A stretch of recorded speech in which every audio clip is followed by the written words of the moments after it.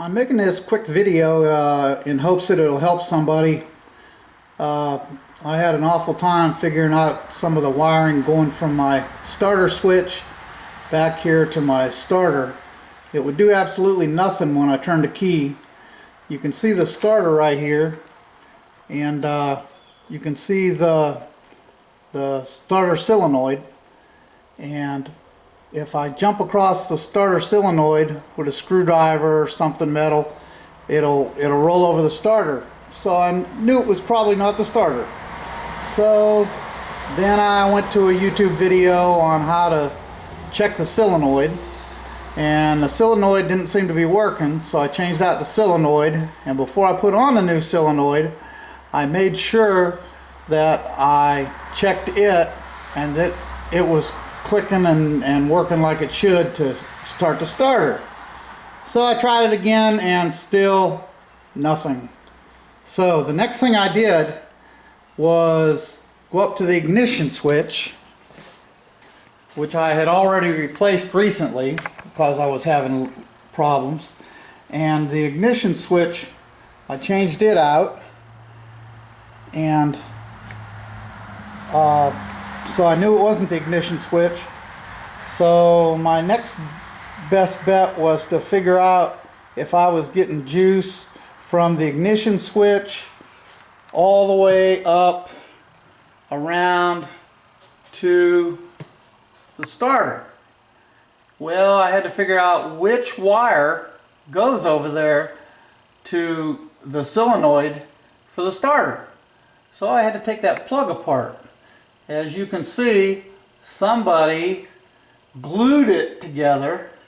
Had to take a hacksaw down the side of it and pry on it with screwdrivers till I finally got it apart, and it was corroded, so I took some vinegar and baking soda and cleaned it several times, and then I sprayed it with WD-40 and put it back together, and lo and behold, I was getting juice.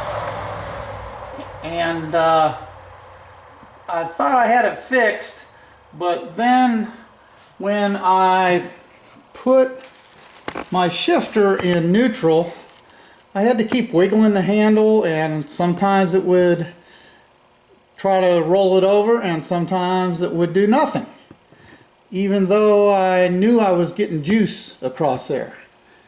Now the thing was, figuring out the wire that went from there to there, I thought there might still be a break in the wire, and I had to figure out which wire was it on that plug-in back there that went over to the solenoid.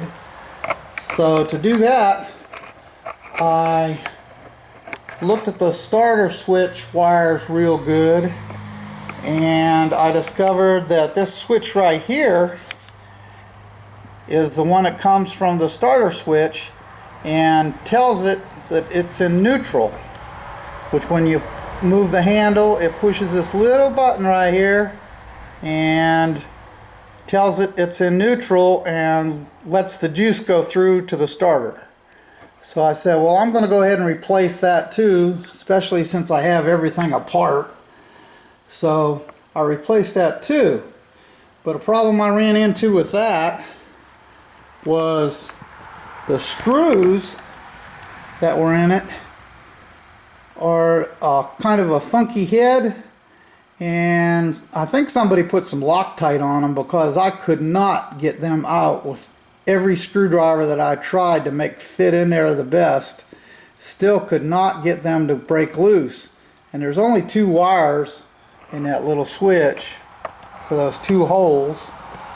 But the problem was I just couldn't get them out, so I had to get a pair of needle nose vice grips and grab those things and turn them like a quarter of a turn and keep grabbing them and turning them until I finally got them out. And I said, well, I'm not going to deal with that problem anymore. So I went to the hardware store and I got the exact same screw, the exact same threads, exact same length, but I got the hex head that you use an Allen wrench with. And these hex head screws, it's almost impossible to strip out the head of the screw. You'll break off the screw before you strip out the head.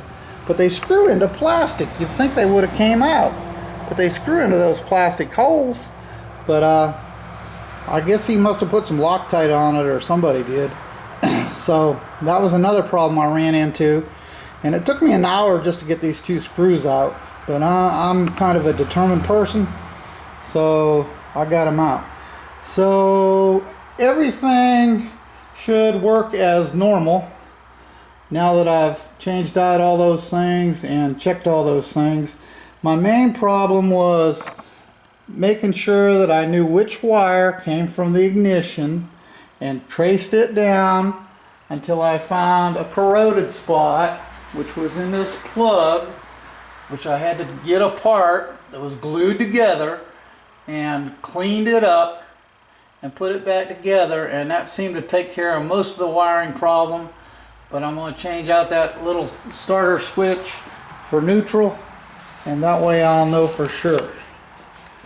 Do not take all this stuff out of this casing unless you know exactly how it goes back together. It only works one way, and it's very, very easy to get things off kilter just a little bit. So if you can, prop it up on something like I did this orange box that's underneath it. Prop it up on something and go ahead and work on it, or check your wires or whatever. Even the wires where I took this box apart, they were stripped too. They were Allen screws, and they were stripped too. So I got the Allen screws, hex screws, to put back in, because the Phillips screws were all stripped out that held this casing together. So I'm ready to put it back together. I hope this helps somebody.